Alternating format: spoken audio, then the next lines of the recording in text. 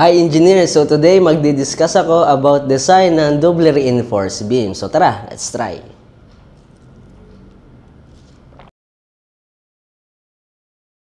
Okay, so start tayo ng discussion. No? First, before we discuss yung design ng double reinforced beams, gusto ko muna na matutunan nyo kung bakit kailangan natin mag-design ng double reinforced beams. Okay, so first, for example, meron tayong simply supported beam dito sa left. Halimbawa, naglagay ako dito ng load. Sample lang, halimbawa ay uniformly distributed load. Yan. So let's say, for example, meron ako dyan ng load which is yung ultimate uniform load natin and meron tayo ditong length ng beam. So ang ginagawa natin dyan, hinahanap natin yung maximum moment. So in this case, kung yan ay uniformly distributed load, kinukuha lang natin yung maximum, which is yung ating WU L squared over yung ating 8 dito, So ganyan kapag simply supported na loaded with uniformly distributed load. Now, yung ating kailangan dito, ito yung ating magiging MU or ito yung demand na tinatawag or yung required MU para i-resist ng ating beam.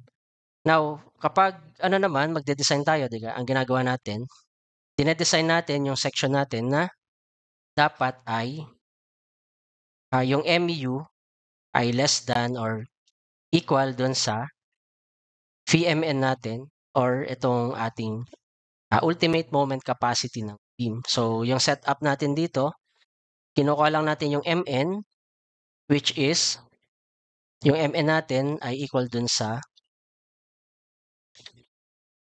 C times D minus sa Y bar or yung centroid niya from taas. Pero take note, pag rectangle, A over 2 tayo. Okay? So, ito ay for rectangle. Common naman kasi ay rectangle. Or pwede rin na T times D minus sa A over 2. And then, yung phi naman natin, kinukuha natin dun sa value ng epsilon sub T or yung strain dito sa outermost layer ng ating reinforcement. Okay? So, yan, alam na naman natin yan kung ano. So, yan ay nagre-range from 0.65 to 0.9. Depende siya kung tension control section, transition, or yung compression control section. Pero pag magde-design tayo, make sure kapag design, okay? So, for design, dun tayo sa strain na greater than or equal sa 0.004. No? So, kung gusto niyo na nasa transition zone pa, i-maintain nyo na at least 0.004 or kung gusto niyo na tension control, dapat at least 0.005. So, ganyan yung ating setup. Now, bakit tayo nagdo-double reinforce? Kung wala tayong option, tatanda na, kung wala tayong option na para lalimin yung overall height ng ating beam, let's say, sabi ng architect, hanggang dito lang yung beam height na pwede kong i-allow sa'yo. Halimbawa lang na ganon. So ganyan, pag ganon, we have no choice kundi maglagay tayo ng additional reinforcement. Bakit? Kasi minsan, yung MU natin na manggagaling sa analysis ay mas malaki doon sa VMN natin for singly reinforced. So ito na-discuss ko na to nung una. Kapag ganito yung setup, it's either redesign yung beam natin, no? Or increase beam depth. Or maglagay tayo ng an additional reinforcement sa tension and compression side or i-design natin siya ng doubly reinforced.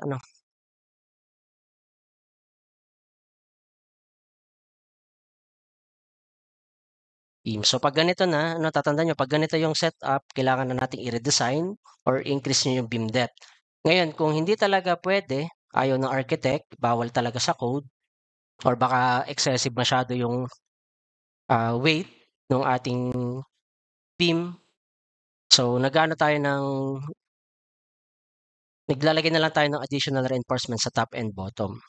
Pero ang major na reason dito ba tayo nagdudubli is because of the ceiling height requirements. Bawal tayong mag-increase ng beam depth. Okay, so yun ang main reason talaga bakit tayo mag-double reinforce. Now for a double reinforced beam, so kanina naglagay ako ng load dito, So ang condition diyan, kapag yung bending moment natin from the analysis ay mas malaki dun sa PMN natin from itong MN na to ay yun yung from singly reinforced, ang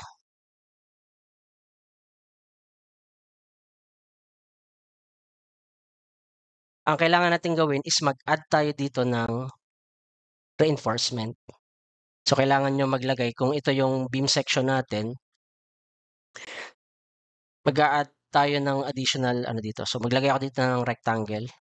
So let's say ito yung ating i-add na reinforcement. Itong rectangle na dinrawing ko dito, ito yung shape lang ng beam. Hindi siya talaga yung gawin ko na lang broken to, Hindi siya yung talagang ang i-add lang kasi natin yung reinforcement. Okay, so mag-a-add lang tayo dito ng bakal sa taas and yung bakal sa ilalim. So tawag natin diyan ay lalagyan natin ng ng mga term, so ito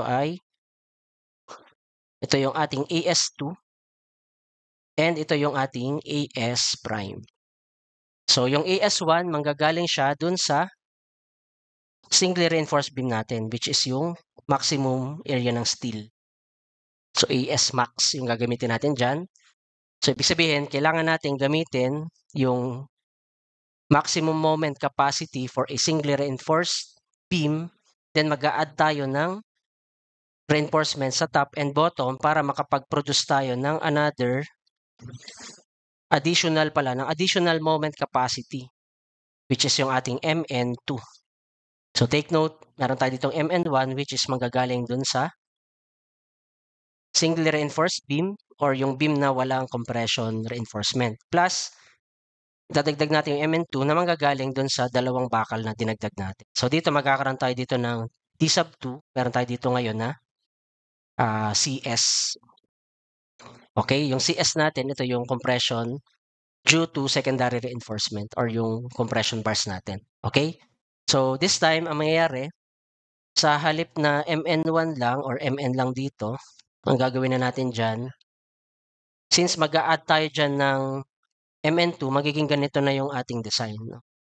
So phi times yung MN1 plus MN2. Okay? So ito yung ating manggagaling sa max moment from singly reinforced.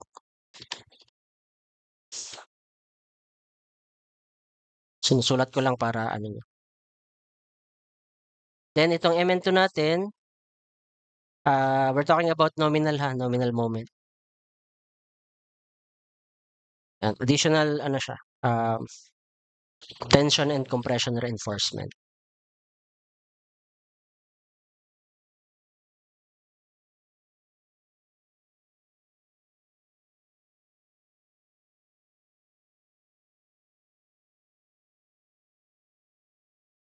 Okay, so ito yung ating gagawin dyan. No? So para ma-design natin, kasi bawal to, ito yung pwede. Yan, so kaya tayo nagdadagdag kasi kulang. Bawal palaliman. Ayan, so yun lang yung kailangan yung tandaan dyan. So, eto, yung MN na to, manggagaling siya dito sa either CS or T2. And yung distance nito is yung tinatawag natin na D minus D prime, where D prime is the distance mula dito sa centroid nito papunta dito sa extreme compression fiber. So ito yung tinatawag natin na D prime. Now, mag-try tayo ng problem para mas maintindihan nyo. Dito lalagay ako ng lalagay ako dito ng yan, kumpletuhin natin 'no. Yan, design na natin ng double reinforced beam. So, yung dinrawing ko kanina, yan ito yon. Tsaka ito. Yan, dito manggagaling yung ating MN2 sa 'di ba yung MN1 natin manggagaling yan dun sa CC or yung original natin na C or compression due to concrete. Ito ay CC times D minus A over 2 kapag rectangle. Yung MN2 naman manggagaling yan sa CS times sa D minus D prime. Okay? So ito hindi niyo kailangan sauluhin yung mga formulas na yan kasi siya naman ay parang ano lang din, stress times ano lang din, area ano. So ito yung area natin and ito yung stress. Mamaya di-discuss ko bakit merong minus 0.85 F prime of C. So, ganito lang yung setup. Pag-design, tatandaan, kailangan natin kumuha ng area ng bakal. So, for tension steel, assuming na tension controlled yung section natin, so, para makuha nyo yung total steel area, kailangan natin kuhanin muna yung capacity ng nagamit yung AS max or yung MN1 natin. And then, you can get the value of AS2 naman gamit itong equation natin kanina, yung MU, equate natin sa VMN1 plus MN2. And then, i-add lang natin yan. So, later makikita nyo kung paano. And then, another one is yung sa compression steel natin. Tatandaan nyo na ito ay laging may add. Kasi ito yung AS max natin. I-add mo yung additional bars na kailangan natin. Now, kapag compression steel, AS prime, yung kinukuha natin. So, yung AS prime para makuha mo, kailangan alam mo muna kung nag-yield ba yung compression steel dito sa taas na to or hindi. Kasi pag hindi siya nag-yield, ang gagamitin natin is ito. Para katulad din nung last time. Ito na yan, derive lang siya dito sa strain diagram. So, mamaya magdodrawing ako ng diagram para mas maintindihan nyo yan. Pagka naman nag-yield or yung FS prime natin ay mas malaki sa FY, gagamitin natin is FY. Ayan. So, we have two cases. Una, kapag i-consider natin yung displaced concrete, yung ating FY or FS ay instead na FS, kailangan mong ibawas yung 0.85 F prime of C. Kasi ang setup dyan, di ba meron kayong AS prime? Mag-add ako ng isang slide para lang ma-imagine nyo. Yan. Initially, ganito yung design. So, meron tayong singly reinforced beam.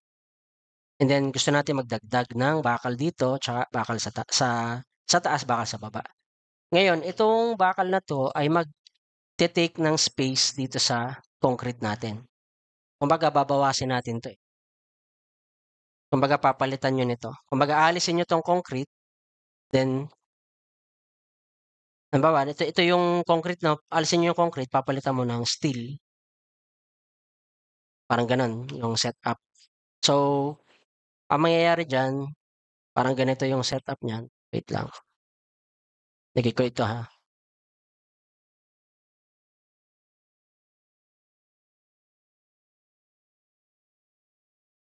Maglagay ako dito ng, ito yung A, or depth ng compression block. Then, ito yung ating AS1. This is AS2. Then, this is AS prime. Then, kung ano yung idadagdag mo dito, di ba ito yung bakal, Yun yung ibabawas natin. Ibig sabihin nito ay AS prime. Okay, so, ang mangyayari dyan sa ating stress,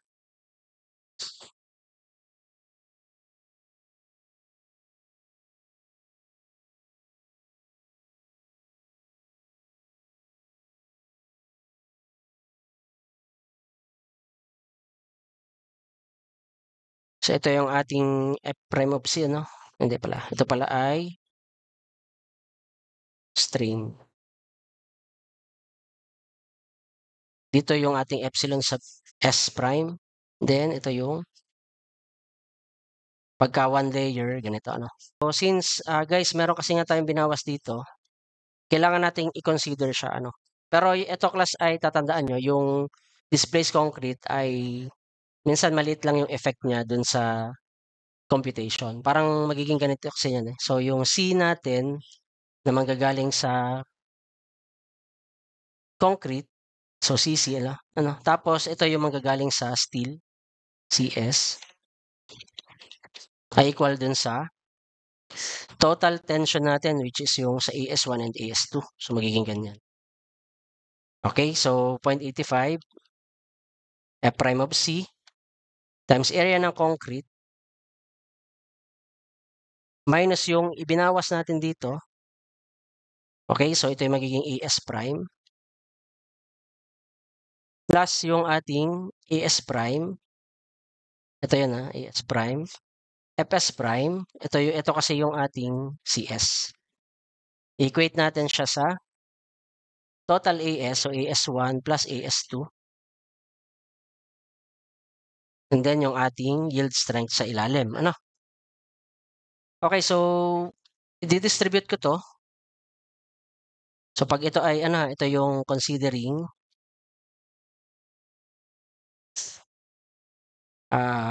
displaced concrete or yung concrete na tatanggalin dito sa portion na to. So kung makikita nyo, siguro nakikita nyo na to, area ng concrete minus sa 0.85 F prime of C AS prime plus AS prime FS prime equals sa AS1 or AS, yung total AS, then FY. To I AS. Okay, so pag pinagsama natin itong dalawa, magiging ganito yan. So 0.85 F prime of C times area ng concrete. Kung ito ay rectangle, so yan ay AB. Tapos add natin yung AS prime, FS prime minus sa 0.85 F prime of C equals sa AS FY. So dyan galing. Ito yung nakikita niyo formula kanina sa taas. So pakita natin dito. Yan. Ito yon. Ito yung formula dito sa taas. Okay? Ayan. So para makuha natin yung compression steel, i-equate natin siya dun sa AS to FY. So AS times FS minus 0.85 F prime of C, equate natin siya sa AS to FY. Okay? And then, pagka naman, ine-neglect natin, tatanggalin nyo lang yung minus 0.85 F prime of C. So, ito lang yung gagawin. AS prime FS prime equals sa AS to FY. Actually, hindi na to necessary. Ito. Pinakita ko lang tong diagram. Ang kailangan natin pala dito is yung na lang. Itong ito lang kasi dito galing dito na derive yung ating formulas kapag i-consider nyo yung displaced concrete. Okay? So kahit ito ay hindi na natin isama. Okay, tanggalin ko na lang. Yan, so ito yung total tension natin.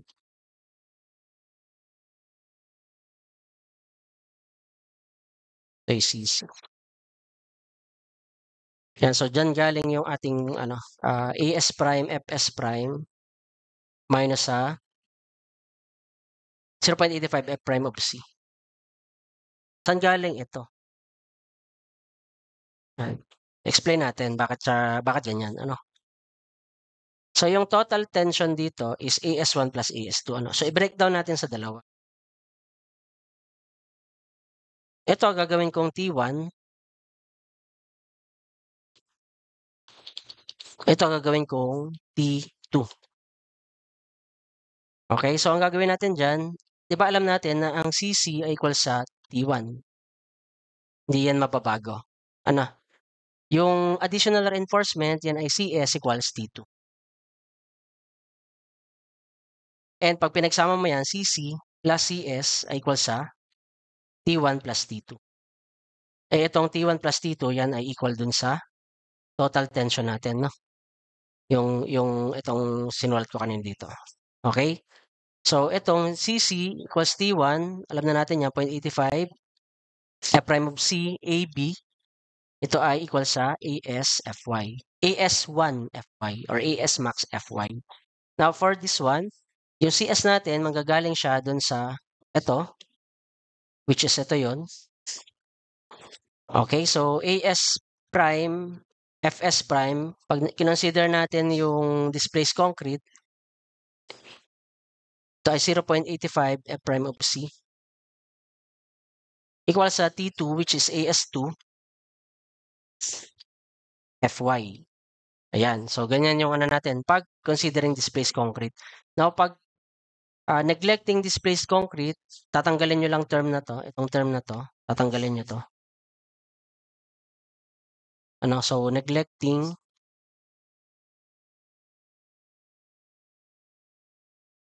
displaced concrete.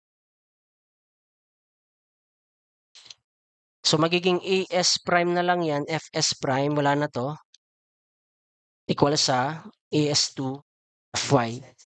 Okay, so pag sinabi natin neglecting displaced concrete, hindi na natin i-consider yung ibinawas ditong reinforcement sa concrete na to. Ano? So yan, ang common guys na design is ito. Kasi konti lang naman yung effect nitong naka-subtract yung 0.85 F prime of C. Pero sa board exam, lumalabas yung pinapa-consider. Ano? Okay, so ang tatanda lang natin dyan is ito. Pero magta-try tayo ng problem na merong considering displaced concrete para mas maintindihan nyo pa. Ano? Yan. So, dyan galing lahat ng formulas natin for doubly reinforced beam. Mas ma-appreciate nyo yan pagka nag-analysis problem na tayo. Ano? Pero doon muna tayo sa design para mas maintindihan nyo ba't kailangan ano or ano yung step-by-step process na to para ma-design. So, sabi sa problem, wait lang pala. Gets yung derivation, saan galing?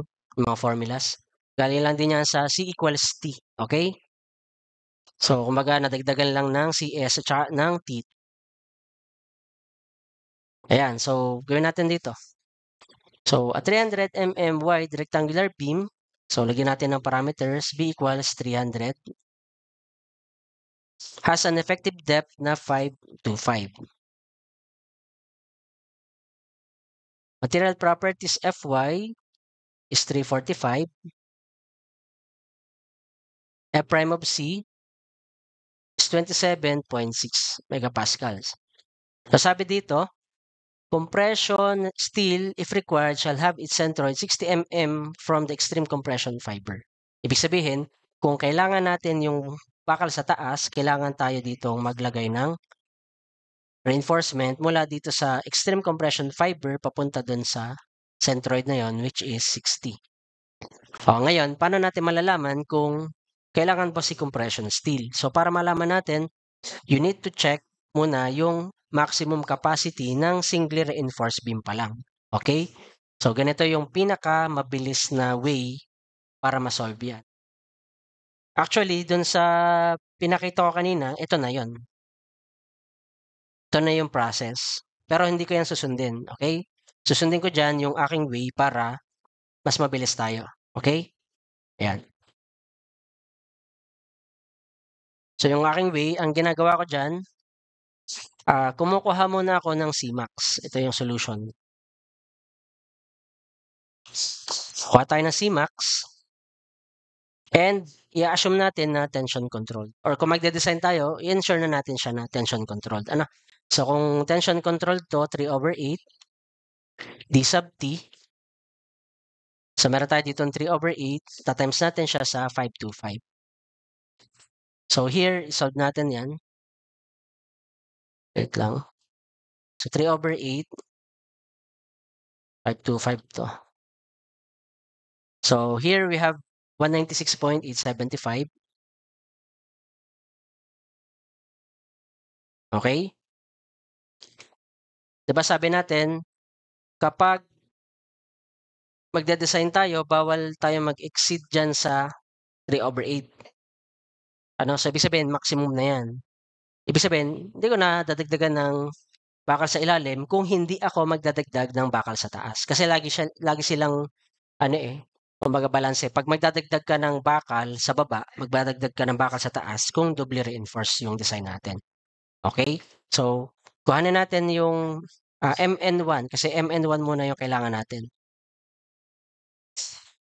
Para sa yung MN1, kailangan natin kasing i-check kung kaya ba niyang dalhin yung factored uniform load na to kung ang length ng simply supported beam natin is 10 meters. Okay? Ayan. So, kunin natin yung MN1 and then i-compare natin siya sa magiging result ng analysis, na structural analysis. Ano? So, pag nakuha nyo yung Cmax, ito ay MM, pa-compute ng Amax, which is equal sa beta sub 1 times natin sa Cmax. Okay, so beta sub 1 natin, ang F prime of C natin ay 27.6. Tatandaan, ito ang pagka less than or equal sa 28, ang beta sub 1 natin ay 0.85. So, 0.85, ito times lang natin yung 196.875. So, here, ang makuha natin na Amax, or maximum depth ng compression block natin, para singly reinforced pa din siya, ito ay 0.85. Yan. Para, ito palang Amax na to is maximum depth ng compression block para siya ay tension controlled pa din. Ano? Bawal tumaas dyan. So, 167.34375. Yan. So, next, kuhanin natin yung MN1. So, para makuha natin MN1, pwede natin gamitin si CC or yung sa concrete times D minus A of 2. Yan. Mahalaga, kung hindi nyo pa kabisado yung mga formulas, magawa kayo ng diagram dito. Ano? So, ito yung 0.85. Prime of C to, ano? Then ito yung FY natin. Yan. So, ito yung ating CC or C. Then, ito yung ating tension. Okay? Ayan. So, next is ito, 0.85. F prime of C. AB times D minus A over 2. Lagay lang natin yung value na yan. So, 0.85 times 27.6.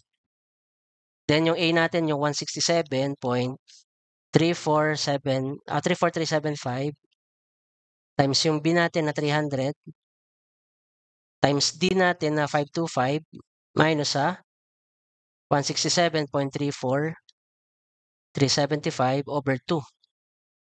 And then, divide natin to class sa 10 to the 6. So, dito makakuha nyo yung MN. Ito, store ko na lang to sa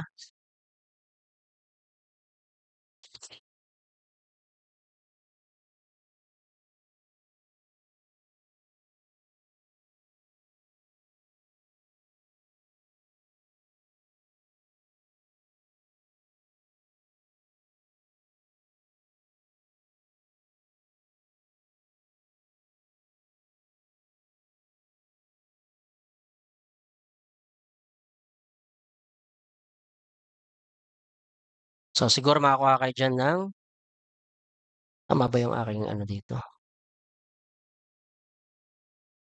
So, 519.781.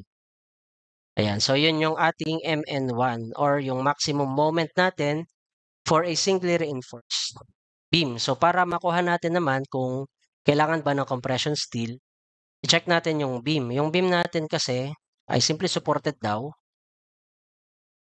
na may uniform load na yung factored uniform load. Ibig sabihin, pag factored uniform load, yun ay yung W natin, no? Which is 48 kilonewton per meter. So, ito yung ating length, which is 10 meters. Ayan. So, para makuha natin yung MU, compare kasi natin yung MU dun sa MN1. Ito ay WUL squared over 8. So, 48 times 10 squared over 8. So, MU natin ay so, ang value nitong MU is, wait lang, store ko lang yung mga values. 48 to, no? Times 10 squared. So, meron ako nakuhang 600 kilonewton meter, no? So, upon checking, mas malaki yung MU dun sa ating MN, ano? O sige, lagyan natin ng VMN. So, yung MU natin ay 600, yung ating VI 0.9, assuming na tension control, times natin sa 519.781. So, therefore, ang ating conclusion dyan, compression steel reinforcement is required. Ano?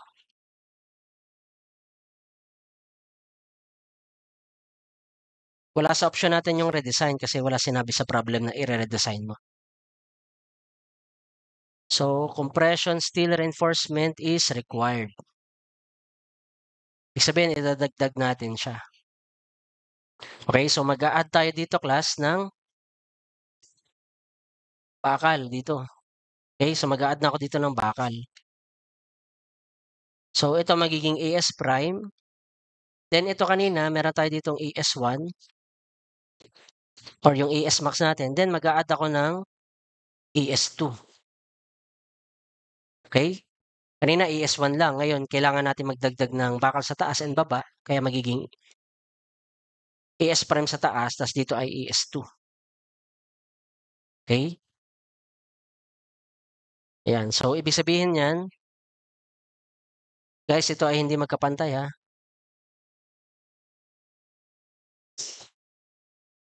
Hindi yan magkapantay.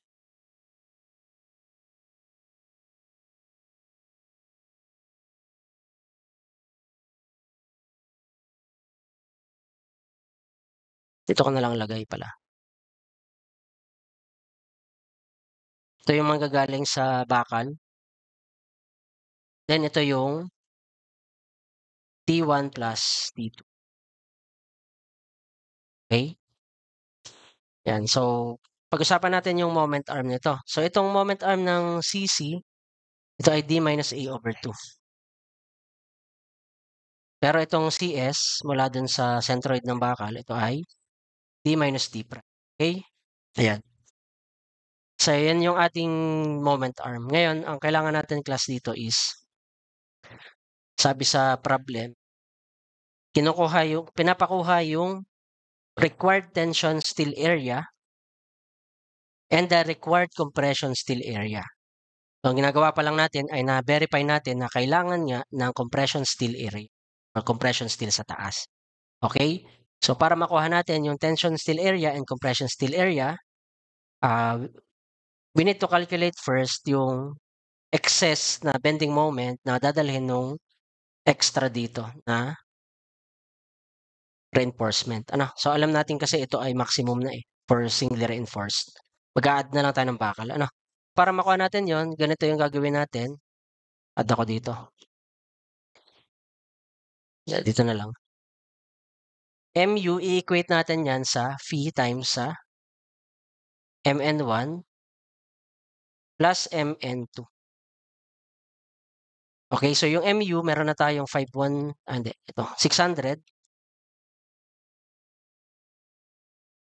equals sa 0.9. Ta-times natin sa MN1 na na-compute natin kanina, ito.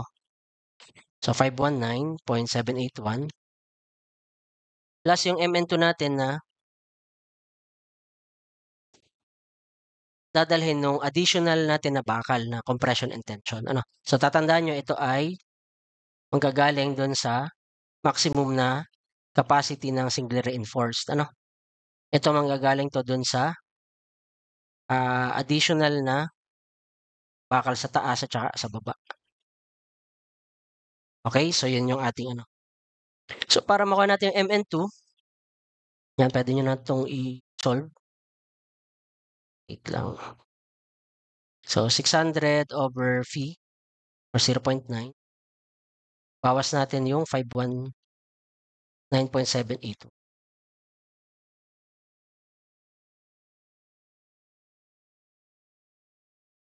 Bawas natin yung 519.781. So we have here 146.886.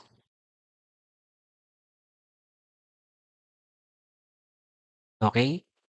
And tatandaan nyo yung ating MN2, ang pwede nating gamitin dito, pwedeng ito, pwedeng CS times sa D minus D prime, or yung tension natin na padalawa, or T2, times D minus sa D prime. Yan. So ako, class, ang ginagawa ko dyan, ginagamit ko ito. Yung T2. Pagka-design.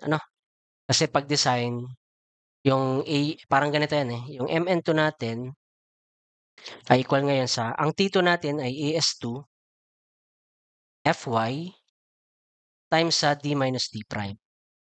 Okay, so dito MN2 meron tayong 146.886 kilonewton meter.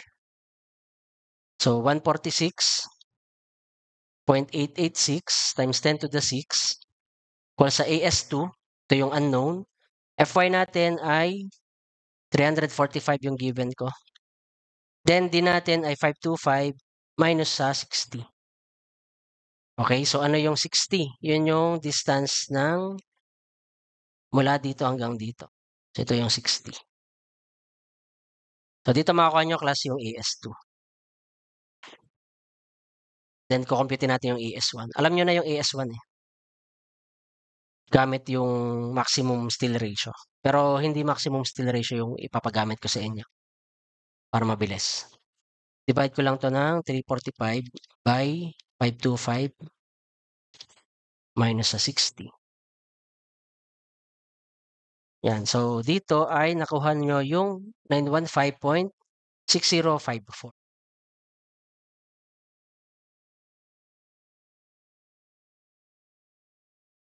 Yan. AS2 pa lang to, wala pa tayo AS1. Okay, so compute natin yung AS1. So na-calculate na natin yung AS2. Ano nga yung AS2? So AS2 natin ay 915.6054.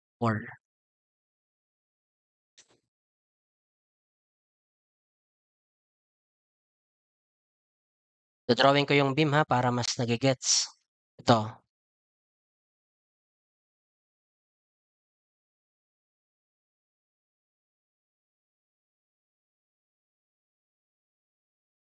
Yung bakal natin dito, ito yung AS1 or yun yung ating AS max. So yung AS max, manggagaling siya dun sa Rho max times BD. Okay? Yung AS2, yun yung na-compute natin. AS2. Okay? AS2 yung na-compute natin kanina. Which is nanggaling siya dun sa couple dito. Which is ito yung T2. Ito yung CS. Parang nag-moment tayo dito sa location na to para makuha natin yung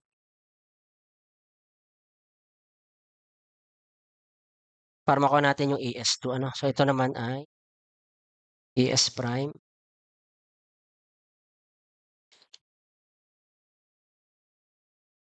Yan.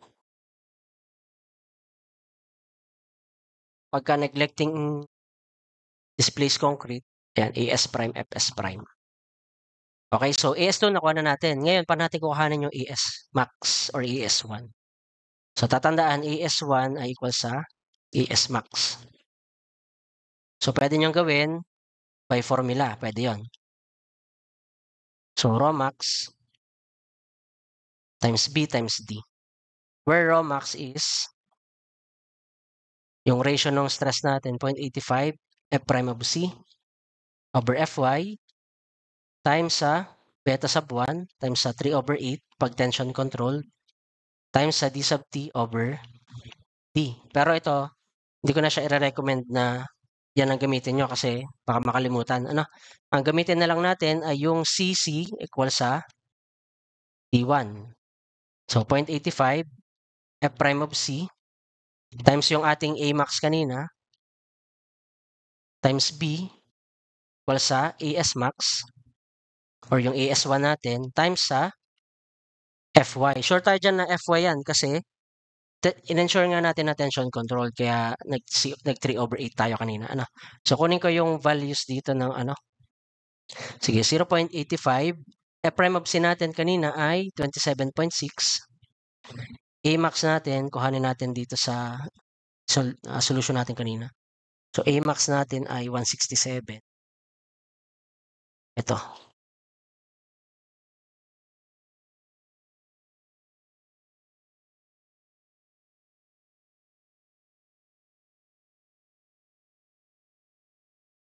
Yan. Tapos ang B natin ay 300 kasi ito ay 300. Ano?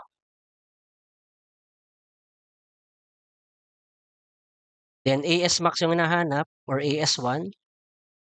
Then Fy natin 345. So here makuha natin yung ating AS max. Same lang yung lalabas dyan sa pagka yung by formula yung ginamit nyo. So 0.85. Pa-compute ha.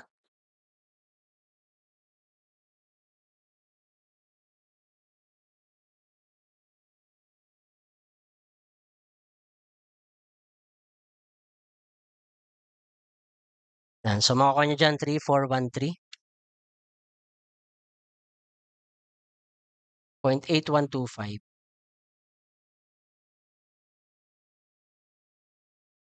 Okay, so tama ano? AS1 ay equal sa AS max equal sa 3413.8125.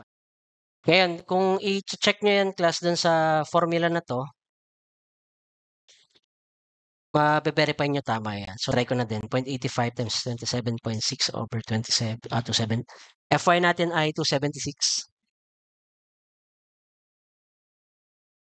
Beta 1 ay 0.85, then 3/8. 1 yung ratio ng D sub T natin and D since isang layer lang yan. Then, ta-times nyo sa P and effective depth, which is yung ating, ano to? Ito ay 525, ano?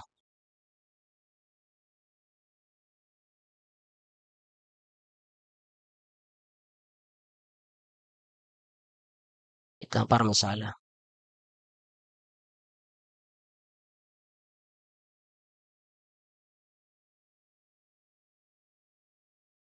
Fy pala 345, hindi pala siya 276.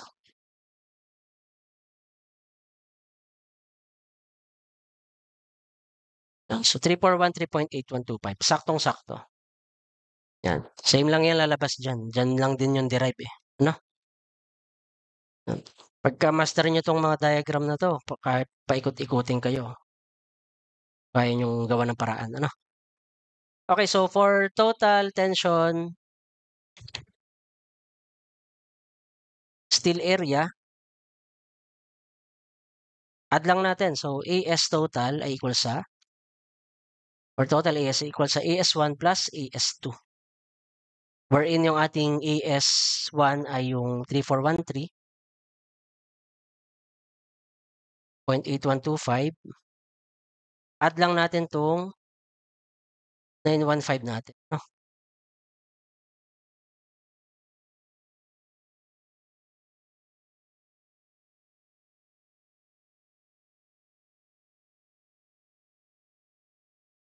So paki-add.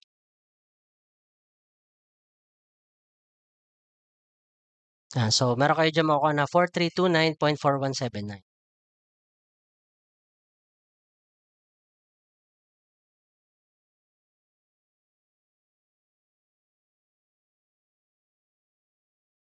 Dali lang, ano? Easy, RCD. Paano naman yung steel area? Mamaya lalagyan natin kung ilang bakal, ano? For compression steel naman,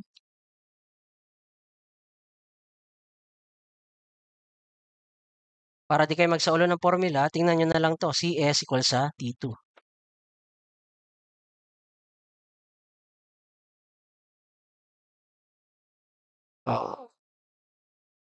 CS equals T2. So, let's say, ano, if gusto natin i-consider yung displaced concrete,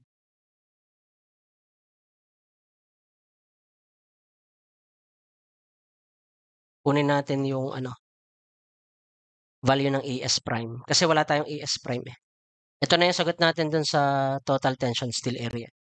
So, AS prime times sa FS prime natin minus 0.85 F prime of C equal sa AS2 FY. Ngayon, problem natin, wala pa tayo class na FS prime. So, paano natin kukuhanan ng FS prime? So, dyan papasok si strain diagram natin. Okay? So, pag nag-drawing ako ng strain diagram,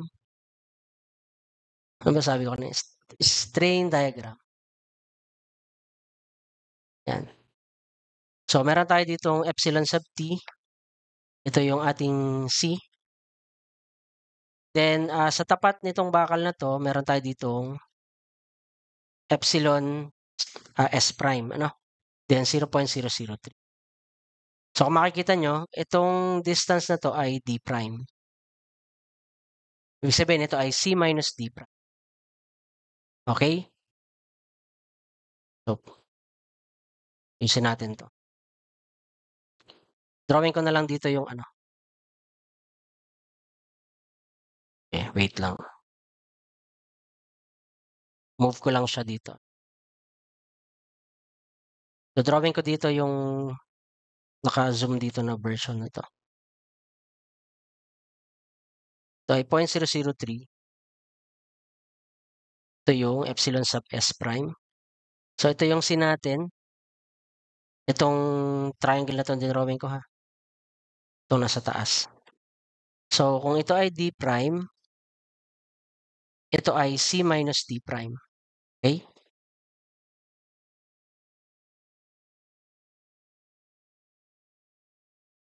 Okay, so by ratio and proportion, pwede natin gamitin yung 0.003 over C. Weight natin yan sa epsilon sub S prime. So, ito kasi yung Fs prime natin over Es. So, Fs prime over Es. Divide natin siya sa C minus D prime. So, dito makukuha na natin yung formula for Fs prime. So, Fs prime equals sa 200,000 times sa 0.003. Saan galing yung 200,000? Yung modulus of elasticity ng steel natin. So, 200,000 megapascals to. They times C minus D prime over C. Pagka pinag-cross multiply nyo, ganyan yung lalabas. Ano? Or pag nilipat nyo pala to, dun sa kabila. So, for Fs prime, ito yung magiging 600. C minus D prime over C. Yan. So, ganyan yung derivation natin ng formula to calculate Fs prime. Yan. Kailangan ko itong i-discuss sa inyo para kahit di nyo sa ulo, alam nyo kung saan kukuhanin. Ano?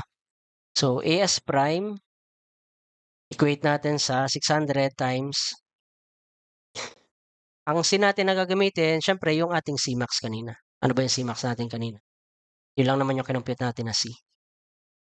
So, itong 196.875. Okay?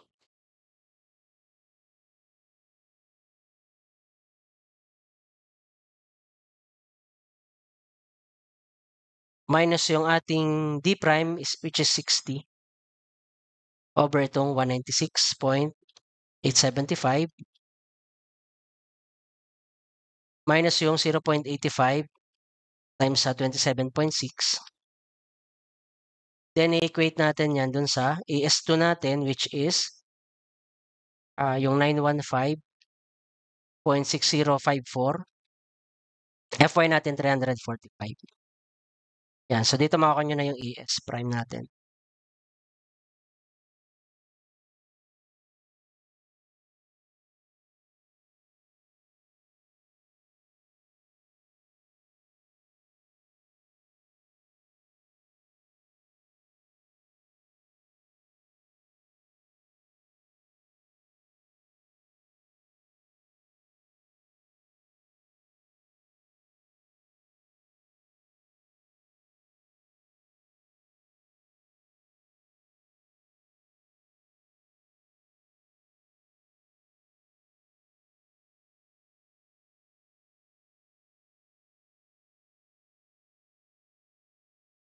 kulang yata akong decimal. 054. 802.379.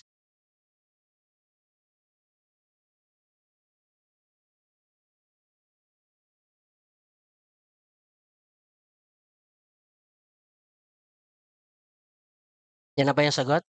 So, paano natin malalaman? Paano natin mabe-verify? So, kung gusto nyo ma-verify yan, kailangan muna nating i-check kung tama ba na hindi nag-yield yung steel natin. Kasi hindi mo siya pwedeng i-assume na nag-yield or hindi. Kailangan may checking talaga. So, Fs prime, equal siya sa 600 times yung itong nakalagay dito, yung laman nito. Kasi kapag ka siya ay more than Fs or more than Fy, Fy na yung gagamitin natin. Hindi na siya Fs prime. Check muna natin. Okay, so ito ay, before natin to i-accept yung Fs prime, check muna natin yung Fs.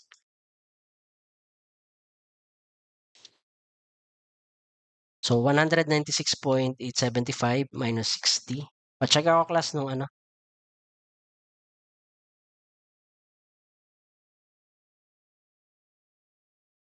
417.143.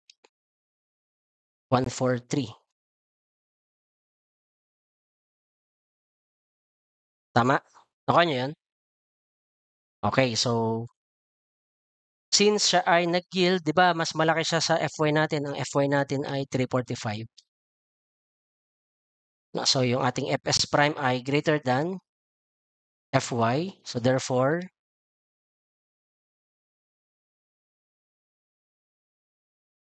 use Fs equals Fy. Therefore, itong solution natin dito kanina ay mali yan.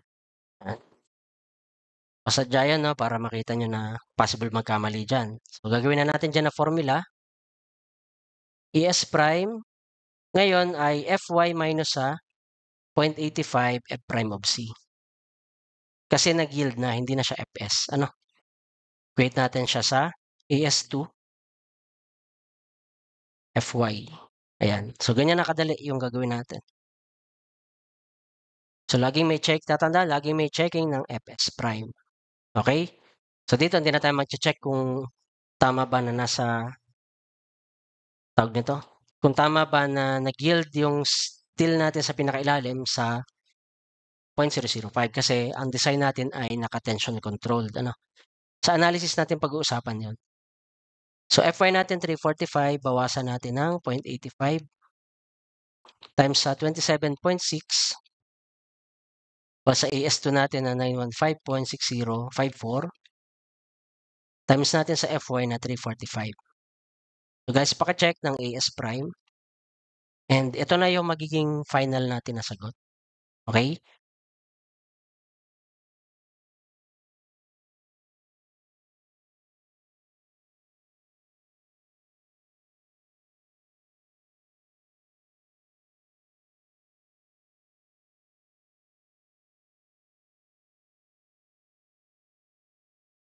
So, nakuha ko dito 982.409.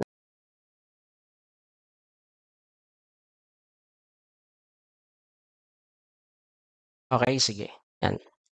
Yan. So, ito na yung sagot natin for for compression steel area. Now, paano kung neglecting? So, kung neglecting,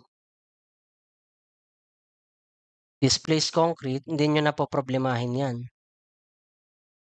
Kasi, ang gagawin lang natin dyan, AS prime Fy ay equal sa AS2 Fy.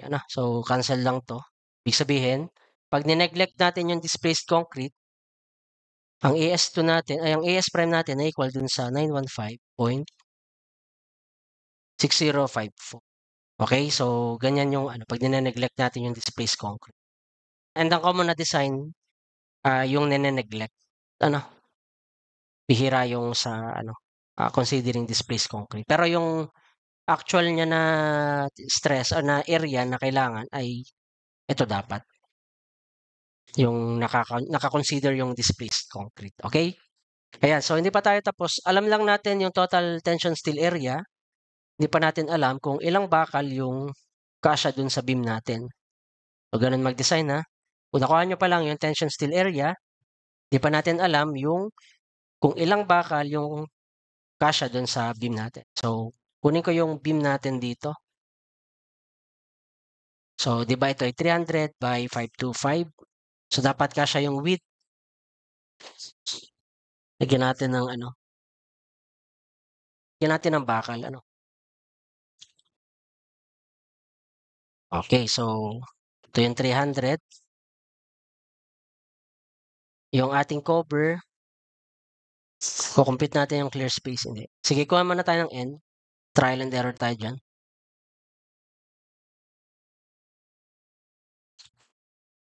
So, AS over yung 8.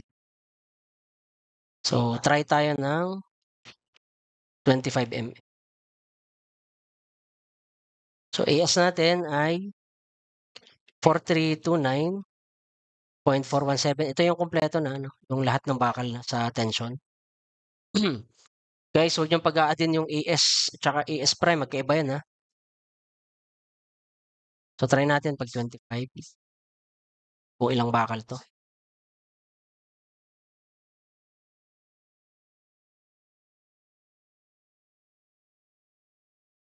So, divide natin sa area ng 25.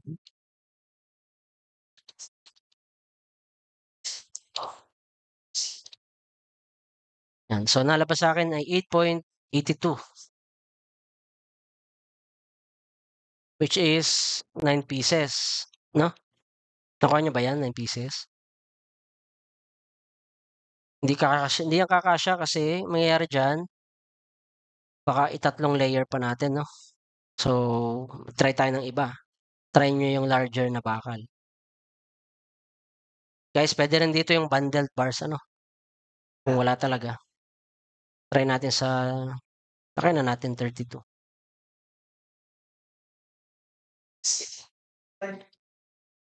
Kaya ayoko nagduduble reinforce kasi ang lalaki ng bakal. Walang ma-orderan yan.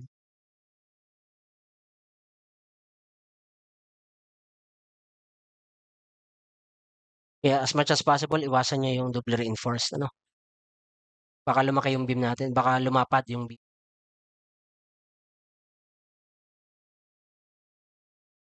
So, divide natin sa pi over 4 times natin sa 32. Sorry. Yan. So, nalabas sa akin ay 5.38.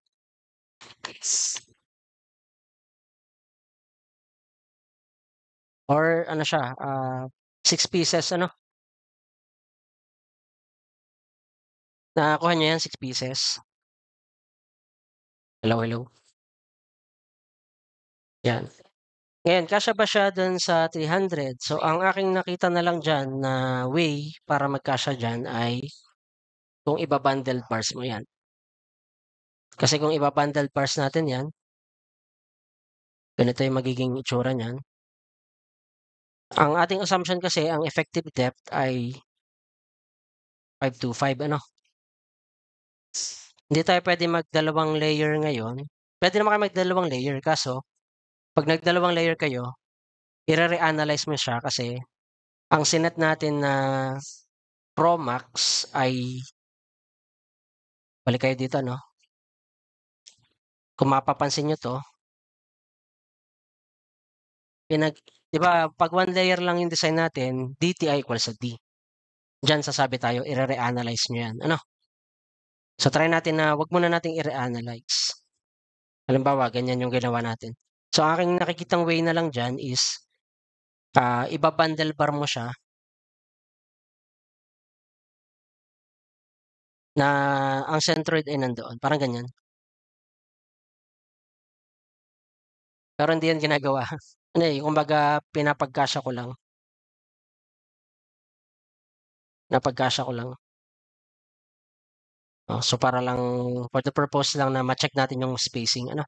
So, gusto kong kuhanin yung clear spacing nito. Kung swak siya dun sa code. Ano? So, sabi sa code, yung clear spacing natin, if you still remember, Ayan yung greatest of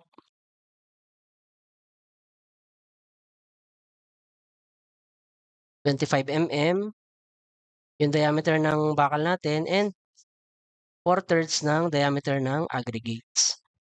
Okay? So, 25 mm, ang DB natin ay 32, and wala tayong given na 4/3 wala tayong given na diameter ng aggregate. So, therefore, yung ating max, minimum pala to, sorry. Minimum natin na clear spacing ay 32 mm. Okay, so paano natin ma-check ngayon kung pasok itong ganitong layout or ganitong arrangement? Para makita natin 'yan,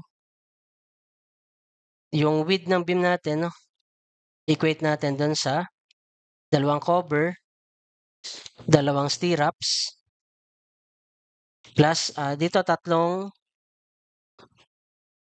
hilera na tig 32 ano, so tatlong DB and dalawang space. Okay, so dalawang space. So ito yung S, ito yung another S. Ito yung DB natin, DB. Tapos sa ano niyan, sa palibot niyan, meron tayo ditong stirrups ano. Meron tayong DS at saka yung cover. So ito 'yon. Dalawang cover, dalawang DS, tatlong DB, and dalawang S. Okay? So check natin kung papasok 'yan. So dito ay meron tayong 300 equal sa dalawang cover natin, so 40 plus dalawang diameter na stirrups. 32 ang bakal, so 10 pa din 'yan. Pero pag 36 na 'yan, 12 na 'yung gagamitin. Ano? Plus tatlong 32 plus dalawang S. So dito check natin 'yung clear spacing natin.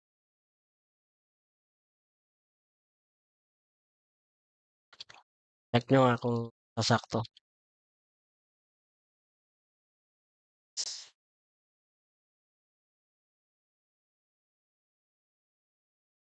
Pag dinivide ko sa so ito ay 52 nalabas sa akin. Nakuha niyo ba 'yung 52?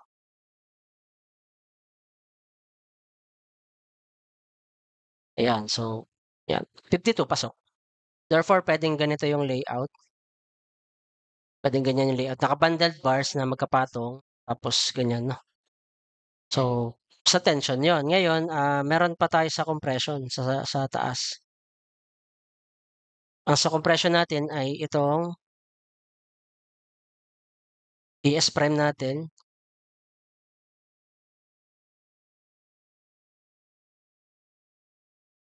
So, try tayo ng mas maliit na number ano, o na bakal pala. Try natin ng 20 mm kung ilan. So, N equals sa AS prime para sa bakal 'to sa compression 'no, over AB. Check natin. So, 982.409 divide natin sa pi over 4 times sa 20. Check natin kung ilang pieces 'yan. Sakit sa ulo ng double reinforce ano?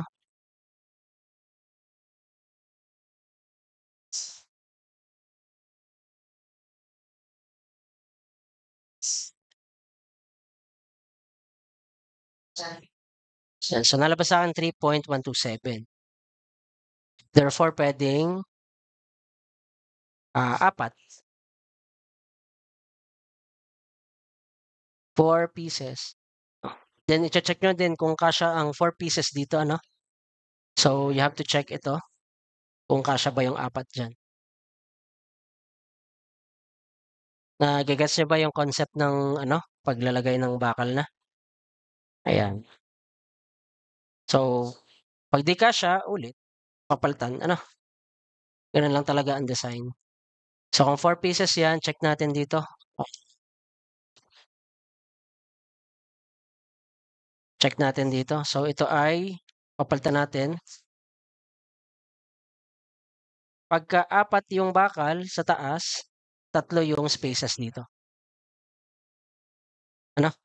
So, 4, ito ay Tatlo yung spaces. Check natin. So, 300 equals sa 240 plus 210 plus 4 na 20 plus 3s. Tingnan natin kung kakasya sa ano.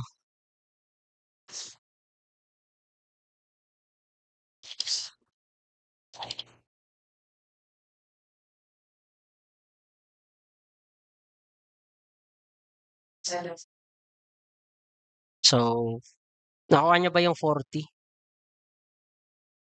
Maga 40. Yan, 40 mm. So, siya ay mas malaki sa 25 mm. Therefore, siya ay okay, ano? Bakit 25? Kasi babalik ka dito eh. Grabe naman yung design, ano? Sakit sa ulo. Ang dami, ano? So, 25. Ito ay, DB natin 20. Wala tayong aggregates, ano? Wala tayong diameter ng aggregates. So, ito ay, wala lang given, ano? Pero sa actual, meron yan dapat, no? So, ito yung minimum natin na clear spacing, which is 25 mm. So, dito pasok yun. Dito sa isa, pasok din. So, ito ay greater than 32. So, pasado rin yan, no? 4, okay. Yeah, so for our final ano layout, ito na yung gagawin natin na layout. Kung gusto niyo na ano na pasado na ano. Ganyan yung ating layout. Pero kung may option kayo to design na singly reinforced, dun kayo sa option na yun. Mahirap pag masyadong madami yung bakal, ano. Mahirap yan ano sa site. So, tanggalin ko lang yung mga ano dito.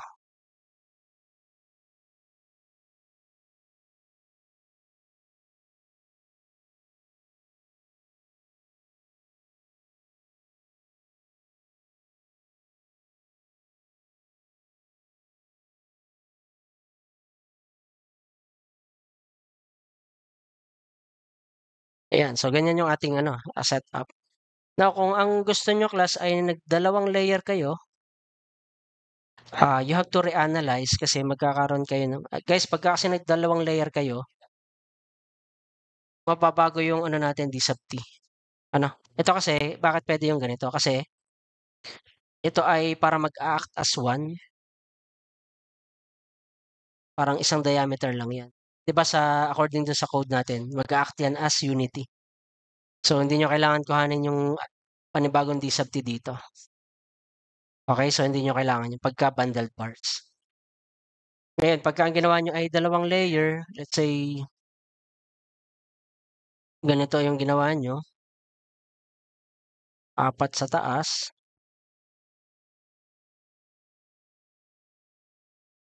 tapos dito ay ginawa nyong 3, tapos 3 sa ilalim. So dito, magre-recompute kayo kasi you need to get this one. So halimbawa, 525 yan, no? Tapos kukuhanin nyo pa yung disapti natin dito kasi magkaibang layer na yan. Okay? Yan. So, hanapin nyo pa yung disapti based dun sa final nyo na design. Okay? So, ganyan pagka doubly reinforced design o doubly reinforced beam design.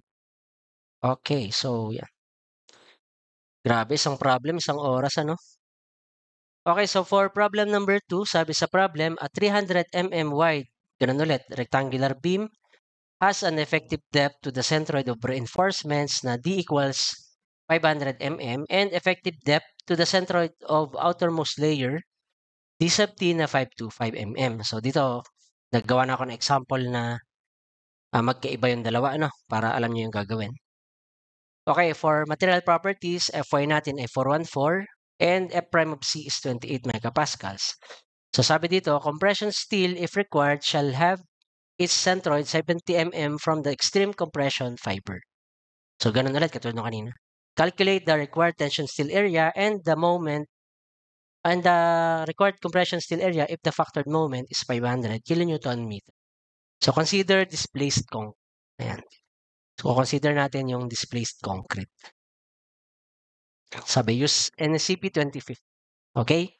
So, sulat ulit natin yung given. Dito ka na lang lagay.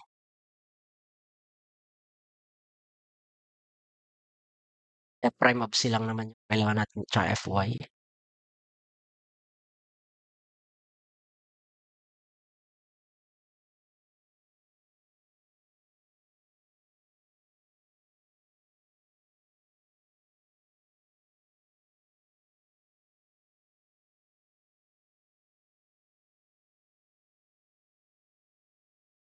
Ito ay 414. Okay, so same pa rin yung gagawin, no? So, for the solution, kuha tayo ng Cmax. Yan, ganyan na lagi, wag na kayong magpakahirap, ano? So, assuming na tension control. Pag walang binanggit, tension control tayo.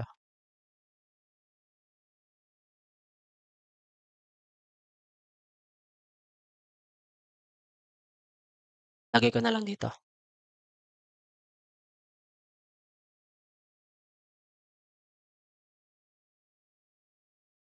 Okay, for our Cmax, 3/8, D sub T. So, dito 3/8 ng 525. Yun bang problem natin kanina ay ano? 525 din yun, no? Yan, so ito ay 3/8 ng 525. Yan, so ganun ulit, no? 196.875.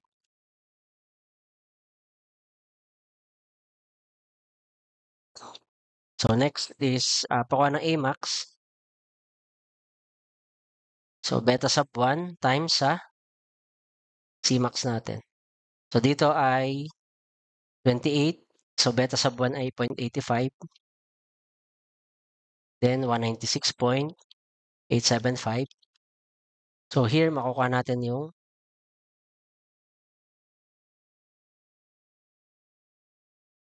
times mo sa 0.85, ano. So ito makukuha natin yung ano 167 ulit. 0.34375.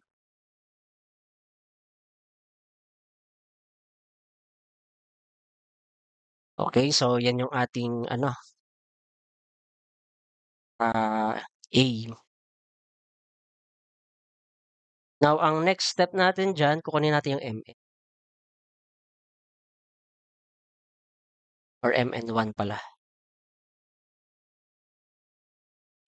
Kasi para malaman natin kung kailangan yung compression steel, okay? So since doubly reinforced beam yung ating topic, for sure kailangan yan. Pero ipo-prove lang natin, ano? So yung CC, yan natin dito.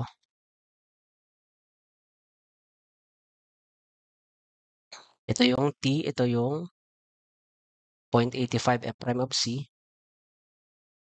So nandito yung ating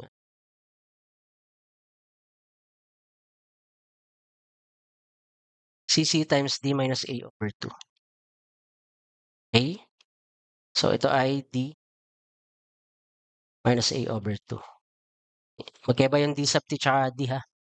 So CC natin 0.85 F prime of C AB times sa D minus sa A over 2. Yan. So lagay lang natin dyan yung mga values. So 0.85. Ang F prime of C natin ay 28. Ang A natin ay itong A max natin.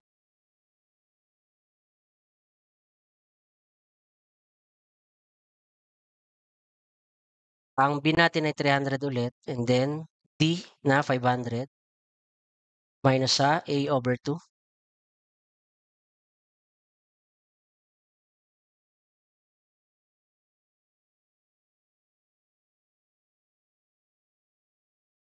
Wait lang natin sa 2. Then divide natin sa 10 to the 6th. Yan. So makuha natin dito yung MN.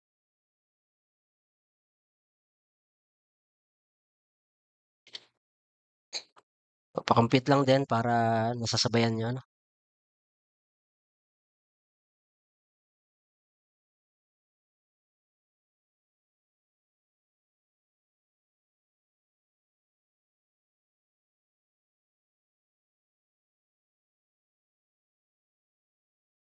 So, 497.44.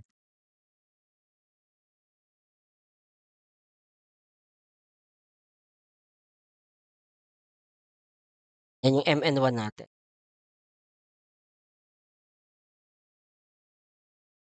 Okay, sige. Next. O, ano yung MU natin? So, ang MU natin ay 500, which is mas malaki siya dun sa PMN natin, no? Mas malaki na nga siya sa, ano eh, mas malaki na nga siya sa MN. So, for sure, mas malaki pa siya sa 0.9 ng 497.443. Anong 0.9 nito? 447 lang to.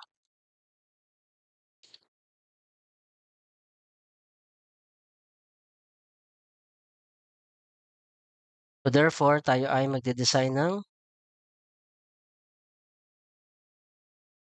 double reinforced beam or DRB, ano? So, para makuha natin yung ano, gawin lang natin to, MU over phi, para makuha natin yung MN. Or kung di kayo sanay dyan, MU equals na lang sa phi times MN1 plus MN2. So again, yung ating MN2 ay manggagaling dun sa additional na bakal na ilalagay natin. Okay? Yan. So, magdadagdag tayo dyan ng bakal.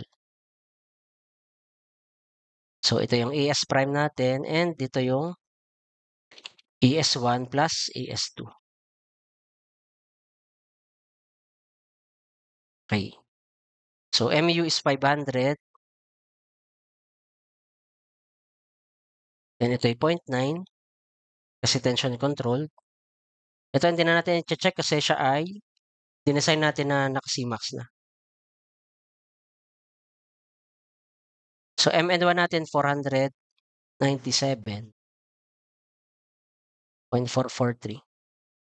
plus MN2 na gagamitin natin to determine yung ES2 dito.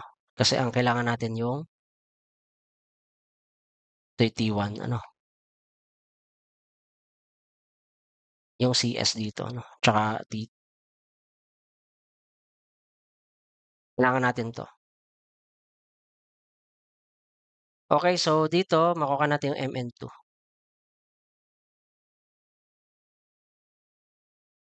Okay, so 500, divide natin sa 0.9. Bawas nyo lang yung 497.443. Yan, so meron kayong 58.1126. 58.1126 kilonewton meter to, ano? Nakukunin natin yung AS, tawag nito, AS2. Dito yung AS2. So, set up natin dyan yung MN2. Weight na yan sa ES2. Fy times sa D minus D prime. I-follow nyo lang lagi yung aking solution process para pare-pares kayo.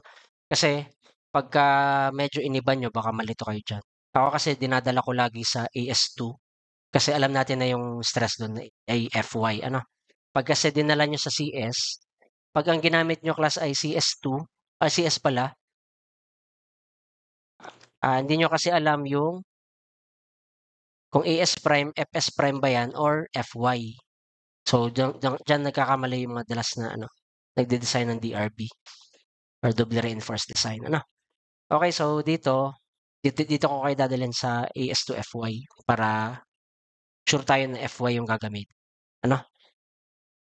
So, 58.1126 times 10 to the 6 equals sa AS2.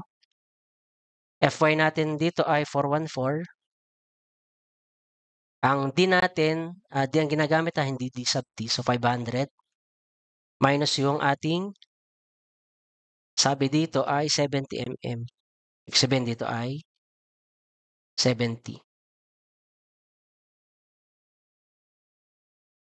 Yan. So, dito makakuha nyo na yung x2.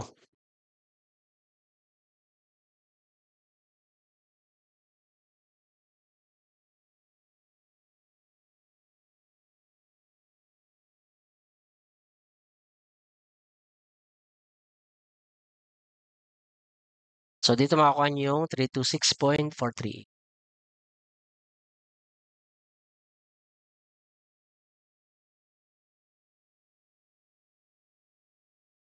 Okay, next. Next is AS1. So, paano natin kukuhanin si AS1? CC equals T1 lang. Para din na kayo magsaulo. So, 0.85, F prime of C, 28.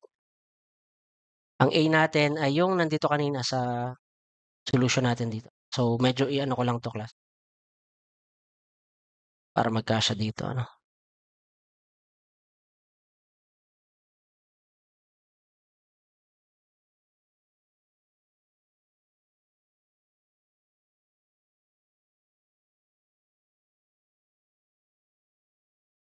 So, 0.85 F prime of C. Ang A natin ay 167. 0.34375. B natin ay 300. AS1 ay AS max, yun hinahanap. And then FY natin ay 414. So, makukuha nyo yung AS max or AS1 natin. Okay?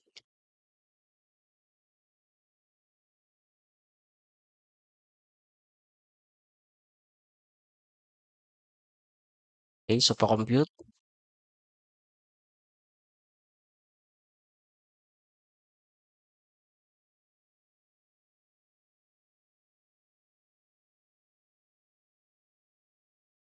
Yan, so dito nakukuha ay 2886.073. 073. Okay, so next is total tension steel area natin. So AS1 plus AS2. So add na lang yung 2886.073. Add natin yung 326.438. Yan, sumaka na natin yung total steel or total tension steel.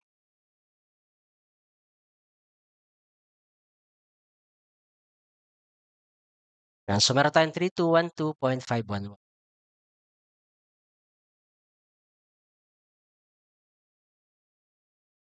Yan, so ito yung ating sagot for required tension steel. Actually, ito na yung sagot talaga. Wala, hindi naman kasi tinatanong kung ilang bakal yung kailangan mo. Ano? So, kapag may mga question, pwedeng ito na yung sagot. Pero pag ang tinanong ay ilan or nakalagay dito, ilan yung required number ng tension bars, so saka nyo siya i-divide ng area ng isang bakal. Ano? Okay, so next setup. So, meron tayo sa tension, compression naman. So, for compression, kanina, kailangan natin compute yung Fs prime. So, dinerive ko na kanina saan galing yung formula, ano. So, C minus D prime over C. Yan. Compute lang natin yung Fs prime. 600 times, ano yung value ng C na gagamitin? Ito yung 196.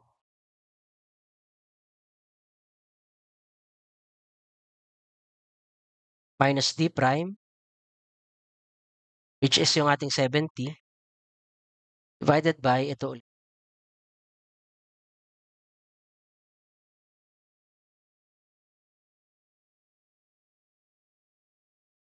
Yan. So, dito pa-compute ng Fs. Check natin kung siya ay mas malaki sa Fy. Kasi pag hindi natin siya,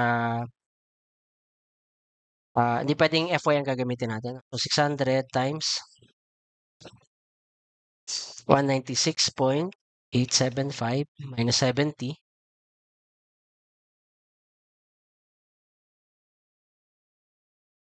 196.875, ano?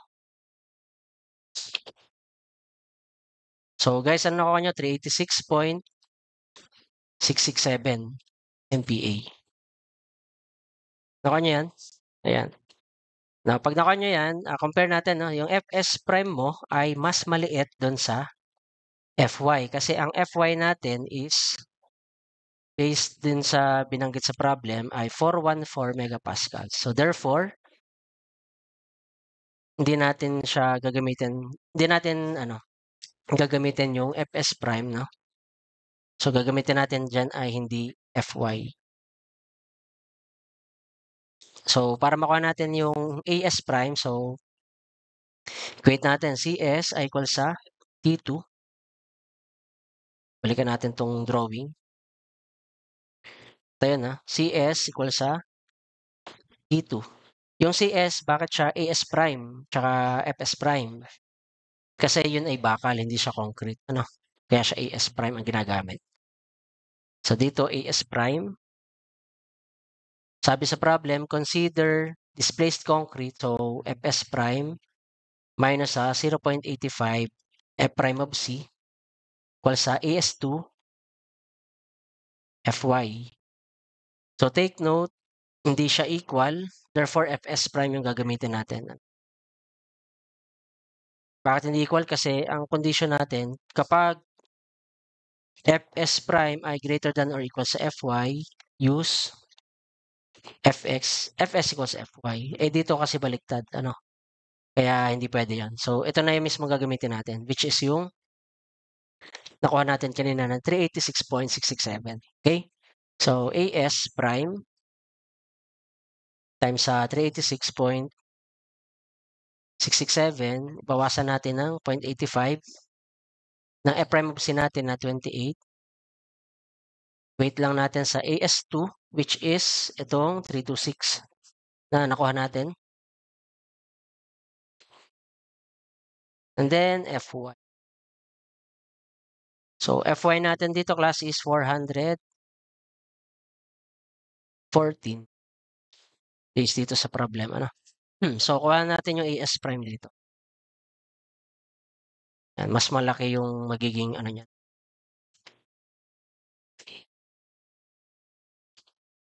So, 0.85 times 20, 326.438.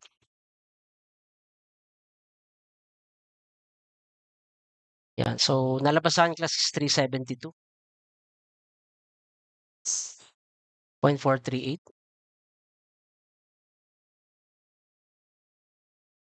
Ayan.